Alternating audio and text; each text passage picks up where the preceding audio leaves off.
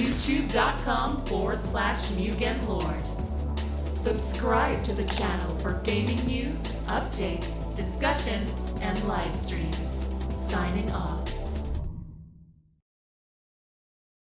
Hey guys, it's MugenLord here, and I'm back again with another video. Before we begin, I advise you guys to go check out my last video I just posted, where I talked about the Xbox Series X and how they're talking about that they're doing a different approach of how they're going to launch their titles. As far as that's concerned, they're talking about not having Xbox Series X, specifically exclusive to their console, but it's going to be cross-generational from the Xbox One to the Xbox One X and the Xbox Series X for the next 1 to 2 years. So if you guys have to check that out, I definitely need to check you out, because there's a lot of misconceptions going on about the Xbox Series X not having any exclusives at all, and a lot of people is passing around that as misinformation. So I advise you go check that out. You may get something out of it, and you just pass it around too if you like the video. So let's dive into this topic. This is something else revolving around console gaming, especially for the next generation consoles.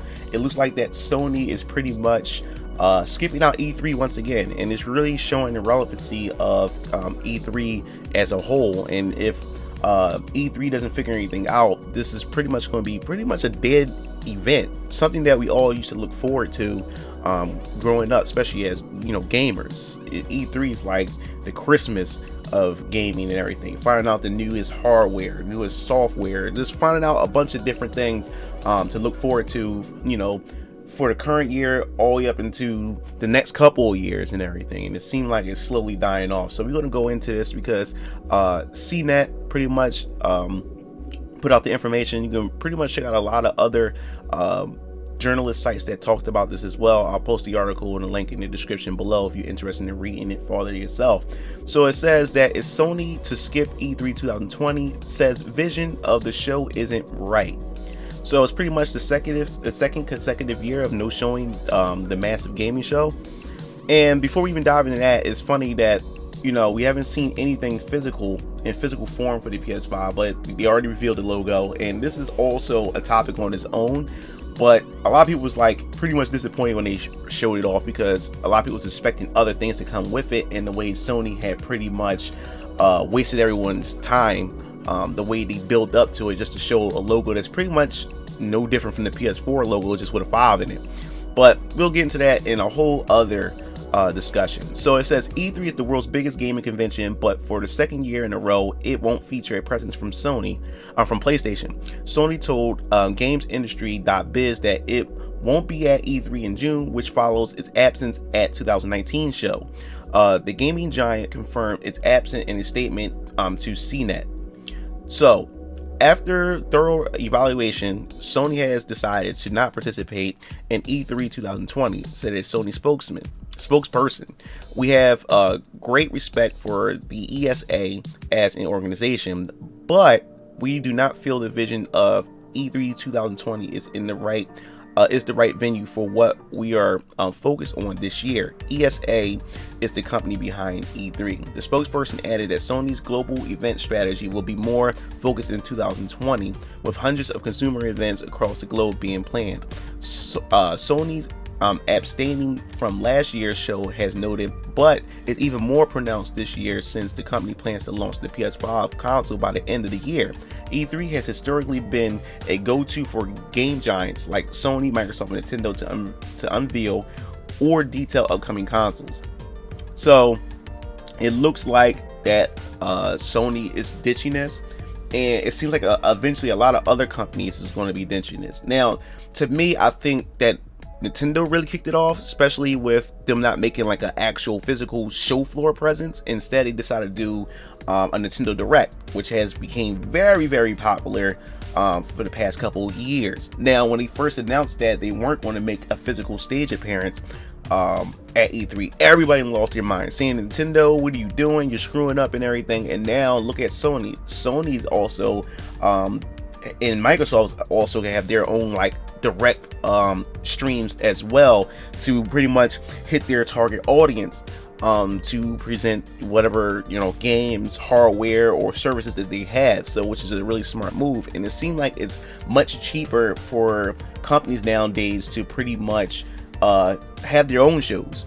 You know, it's over the internet, it's digital, people can watch it live stream and everything, and they hit their target audience that they're really trying to promote and advertise towards, in order to get these people to pretty much invest in their products, to buy their products and everything. So, which makes sense. The fact is that Sony wants to skip out on this also shows that Sony is pretty much going to have some events lined up, and maybe a big Sony PS5 event as well, that's going to put out all the information. Because if you guys remember, Nintendo had done the same thing with the Nintendo Switch, where they had just an event, or, you know, just focus on the reveal of the Nintendo Switch and what the plans are for the console and everything. So I believe that, of course, Sony's going to take the same approach with this as well, with their event, you know, to show off the PS5, what it's capable of, you know, what exclusives they're going to have and stuff. And I'm super excited because I'm looking forward to see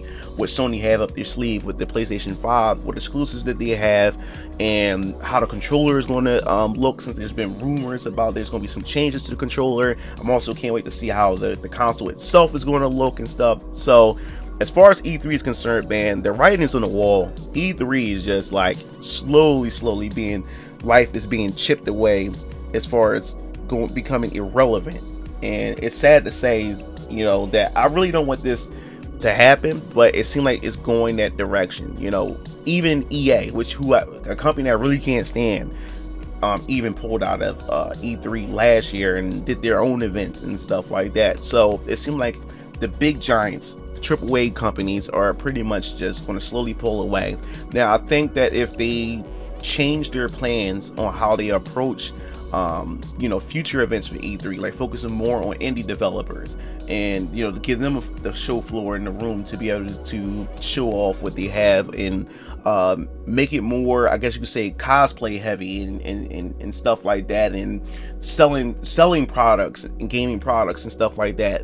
Something that can pretty much still keep it somewhat relevant and everything, because it's slowly going away, and it's so sad, because E3 is something that I always look forward to every year, especially growing up as a kid, man. The best E3 was when they announced, for me, was when they first revealed the Sega Dreamcast, and then the following E3 that really got me hyped was when they first revealed the Nintendo GameCube, and then of course the original Xbox. I was super hyped during those E3s, because the future of gaming was just getting better and better. You know, and the fun part about E3 is going to school with your friends. You know, you're in the schoolyard, or you're in the lunchroom, or you're having that free time, socialization time in your class, and you're talking with your gamer friends, and y'all all just excited, and you're all talking about what's your favorite console and what this console is going to have released for the year, or what exclusives they're going to have and stuff, growing up as a kid and everything. So it's just sad, man, just to know that this is slowly dying, you know. But as far as Sony making that move, I think it's a smart move.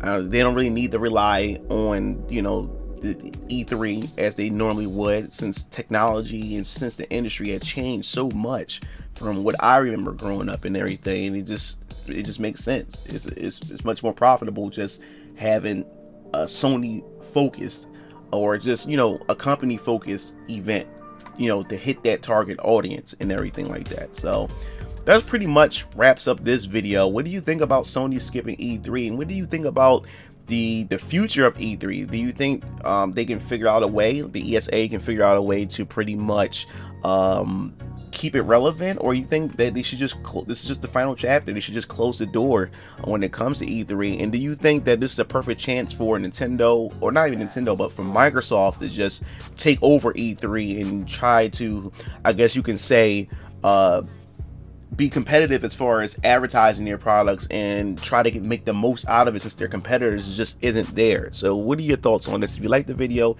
pass it, share it around, and also feel free to subscribe. And if you want to hear more news related to PS5 and Sony altogether, make sure you hit the bell to be notified. This is MugenLord signing off. See you Game Fiends later. Peace out.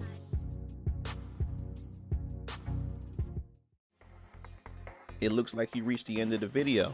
Well, while you're at it, check out some of my other discussion videos by clicking on the annotations below, and don't forget to follow me on other social media platforms to stay up to date with future content. Signing off.